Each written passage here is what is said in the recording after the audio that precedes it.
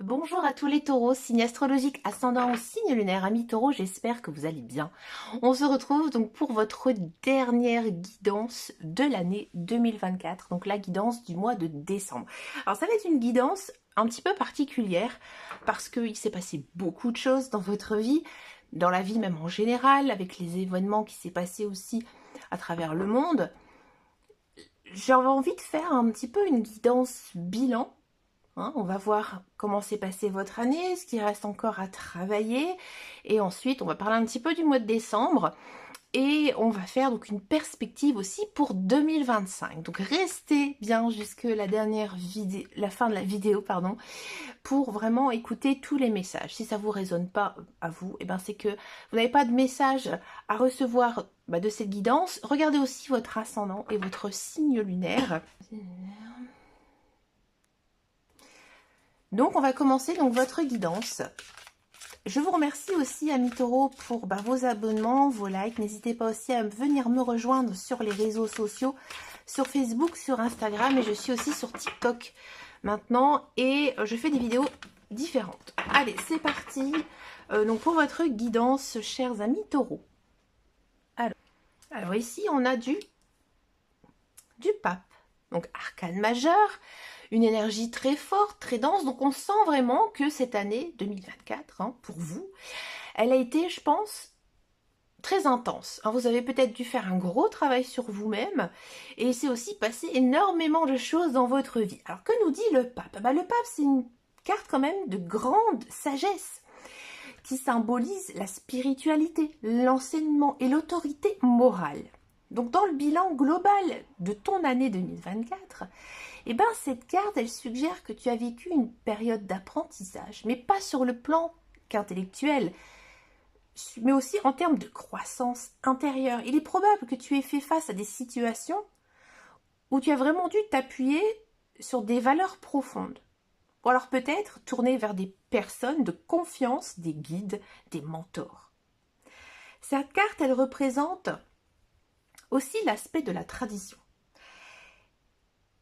Ce qui pourrait signifier que tu as renforcé ta propre éthique ou alors suivi peut-être des enseignements ou pratiques établies.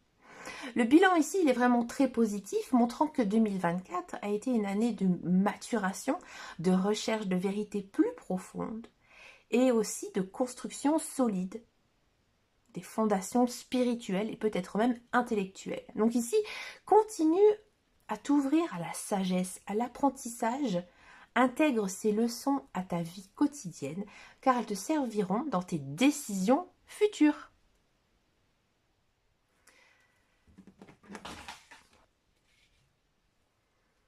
Alors, deuxième question ici, ce qui te reste à travailler pour ta carrière. On a ici du 5 de denier. Alors, le 5 de denier est souvent perçu comme une carte d'adversité, de perte ou de manque. Alors, en particulier dans le domaine matériel et financier. Alors, dans ton domaine professionnel, ici, cette carte peut indiquer une période de difficulté, alors peut-être une insécurité professionnelle, des blocages financiers, ou même peut-être un sentiment d'être marginalisé ou en dehors des opportunités. Pardon, si tu as ressenti de l'insatisfaction ou de l'instabilité dans ton travail, cette carte en est le reflet. Mais le 5 de denier ici contient un message de solidarité et de recherche d'aide. Donc là, les solutions, elles résident souvent dans la collaboration et aussi l'ouverture aux autres. Donc là, ici, ne reste pas isolé dans des moments difficiles. Cherche des moyens de rebondir en t'appuyant sur tes ressources extérieures.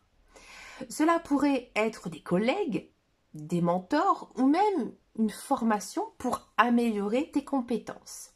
Il est important aussi d'abandonner le sentiment de solitude pour rechercher activement de nouvelles opportunités ou alors des solutions créatives.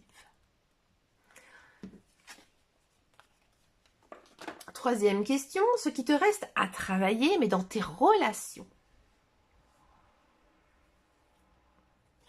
On a ici du 5 de bâton.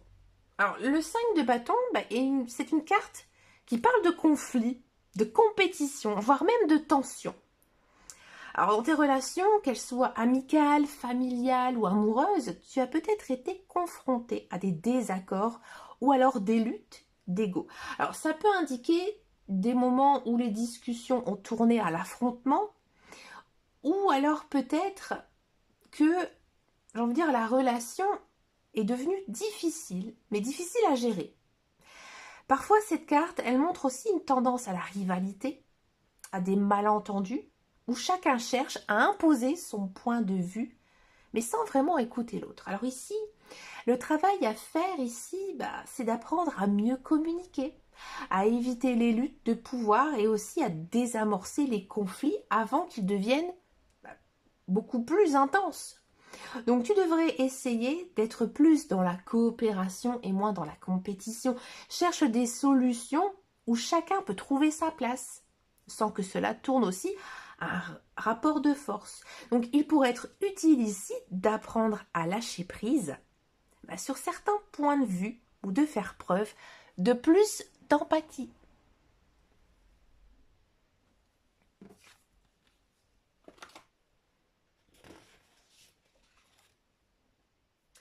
Alors, carte numéro 4, ici, ce qui te reste à travailler, mais j'ai envie de dire dans le cadre de ton développement personnel.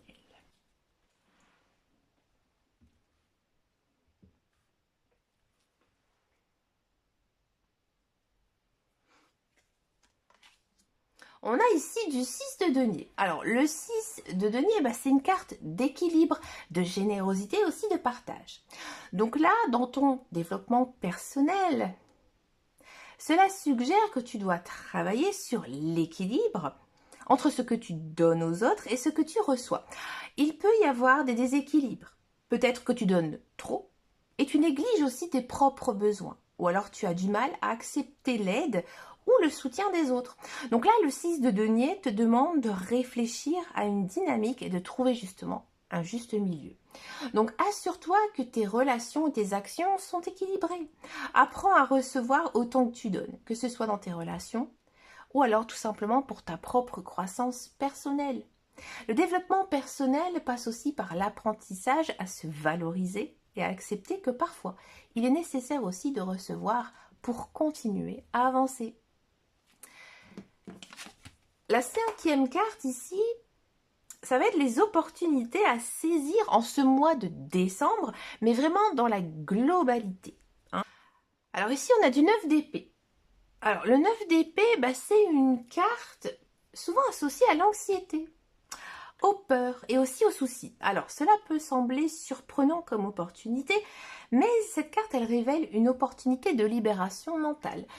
Donc, il se peut que tu te sentes submergé par des pensées négatives, des regrets ou des peurs qui t'empêchent justement de dormir ou alors de te détendre. Donc l'opportunité ici est de confronter ces peurs et de travailler à les surmonter. Donc cela peut être un moment important pour te libérer justement d'une situation qui te ronge intérieurement. Ne te laisse pas submerger par ces inquiétudes. Il est temps de clarifier tes pensées, de faire la lumière sur ce qui te stresse et aussi de trouver des moyens concrets pour diminuer ce poids mental. La méditation, la thérapie ou même de simples conversations avec des amis de confiance peuvent t'aider à mettre des mots sur tes préoccupations et aussi de les apaiser.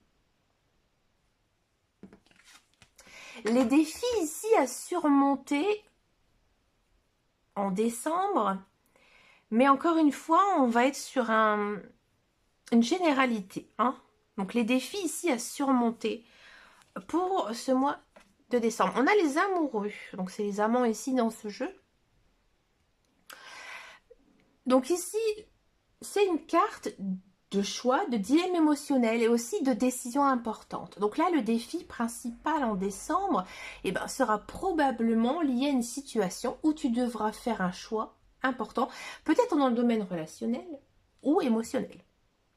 Alors cela peut concerner une relation amoureuse, mais aussi une décision qui affecte d'autres aspects de ta vie, comme le travail ou les amis.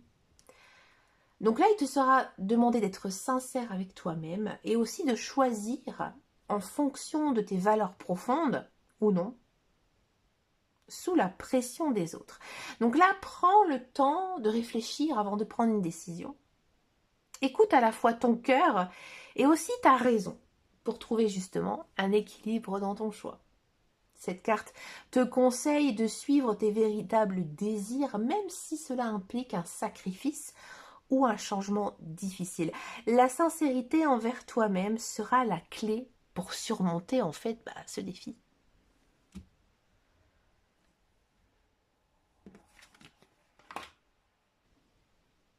On va prendre une carte pour la guidance spirituelle pour l'année 2024. D'accord? Je vais prendre ça. On a du 10 d'épée. Alors, c'est une carte puissante. Voilà. Qui symbolise la fin d'un cycle. Mais vraiment quelque chose de difficile. Donc, cette carte, elle suggère que tu traverses ou tu vas traverser une période de fin. Alors, ça pourrait être une relation, un projet, même un état d'esprit. Donc, c'est souvent une fin douloureuse, mais elle est nécessaire pour que quelque chose de nouveau puisse émerger. Spirituellement, cette carte t'invite à accepter ce processus de fin et à te préparer à une renaissance.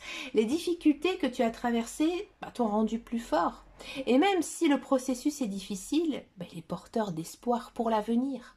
Donc, accepte cette fin. Même si elle est douloureuse, qu'elle te fait mal à ton cœur. Donc c'est une étape qui est nécessaire pour ton évolution spirituelle. La douleur est temporaire et elle ouvrira aussi la voie à un nouveau départ. Et ce nouveau départ, il sera beaucoup plus lumineux. Donc il est essentiel de ne pas t'accrocher aux choses qui ne te servent plus, mais justement de laisser place à la guérison et au renouveau. Très très belle carte ici, très beau message pour vous, amis taureaux.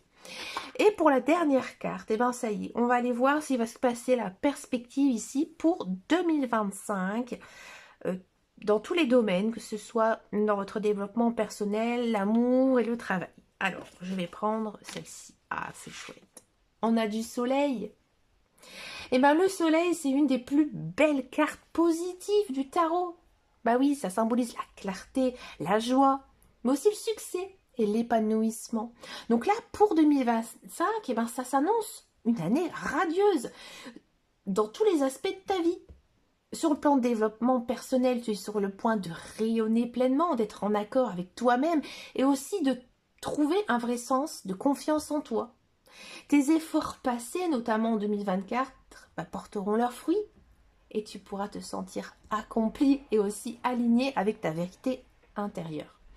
Dans le domaine des relations, cette carte présage aussi une belle période de grande harmonie, de bonheur et de sincérité. Donc tes relations seraient vraies, joyeuses et nourries de confiance mutuelle. Donc c'est une année où les malentendus se dissipent et l'amour rayonne. Sur le plan professionnel, le soleil il annonce du succès, de la reconnaissance, de l'abondance. Donc il est possible que tu atteignes tes objectifs ou même que tu reçois des opportunités inattendues qui te mèneront plutôt vers une plus grande satisfaction professionnelle. Donc là, il faut à tout prix que tu embrasses cette énergie solaire en 2025. Donc profite des succès et de la joie qui viennent à toi. Mais reste humble et continue aussi à briller en apportant lumière et positivité aux autres. C'est important ici, en cartomancie, de bien sûr accepter les belles choses, mais il faut aussi savoir les renvoyer. C'est la loi de l'univers. Donc là, ici, on sent vraiment que cette guidance révèle quand même une fin d'année marquée par des défis, mais aussi avec un potentiel de guérison et aussi d'évolution et de renouveau. Écoutez, chers amis taureaux, j'ai adoré faire votre guidance. Bien sûr, je vous souhaite de passer d'excellentes fêtes de fin d'année. Je sais que ma guidance, elle sort un petit peu tôt. Je ferai bien sûr des guidances au mois de décembre. Vous verrez, je vous réserve de très très belles surprises. Quant à moi, je vous dis à très bientôt dans une prochaine vidéo et surtout prenez grand soin de vous. Ciao, ciao, ciao.